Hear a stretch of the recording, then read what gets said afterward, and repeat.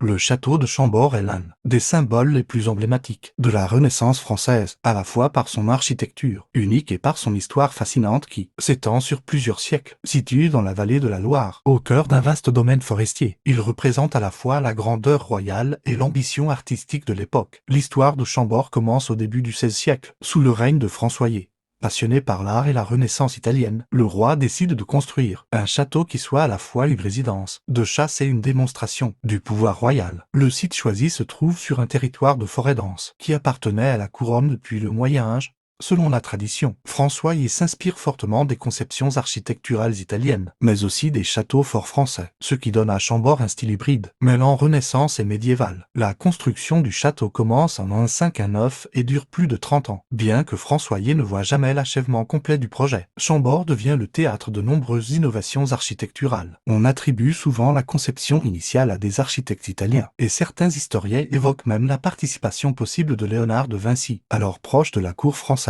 Le château se distingue notamment par son plan en forme de croix grecque, ses toits complexes avec de nombreuses cheminées, tourelles et lucarnes, et surtout par son escalier à bout d'hélice, un chef-d'œuvre ingénieux, qui permet à deux personnes de monter et descendre sans jamais se croiser. Pendant plusieurs décennies, le château est utilisé, principalement comme résidence de chasse et lieu de fêtes somptueuses, mais il n'est jamais complètement occupé. Sous les règnes suivants, Chambord connaît des périodes d'abandon et de restauration. Au XVIIe siècle, Louis XIV s'y rend occasionnellement, mais il préfère Versailles pour sa résidence principale. Le château est alors en grande partie laissé à l'état brut, ce qui contribue à sa préservation architecturale. Au XVIIIe siècle, Chambord change plusieurs fois de propriétaire et voit ses terres divisées. La Révolution française entraîne la confiscation de biens royaux, et le château échappe de peu à la destruction. Au XIXe siècle, sous le règne de Napoléon III, le château est restauré et devient un symbole du patrimoine national. Des travaux sont entrepris pour consolider la structure et rendre le site plus accessible. Au XXe siècle, le château de Chambord devient un lieu touristique majeur, reconnu pour sa beauté et son originalité architecturale. Pendant la Seconde Guerre mondiale, il sert même de refuge pour les œuvres d'art du Louvre, afin de les protéger des bombardements. Aujourd'hui, il accueille des centaines de milliers de visiteurs chaque année et reste un exemple unique de la grandeur de la Renaissance française et de la vision artistique de François Ier. Le château de Chambord n'est pas seulement un bâtiment historique, il est aussi un symbole de l'ingéniosité humaine et de la capacité des hommes à créer des œuvres dépassant leur temps. Entre ces vastes jardins, ses forêts environnantes et son architecture exceptionnelle, Chambord continue d'inspirer artistes, historiens et visiteurs du monde entier.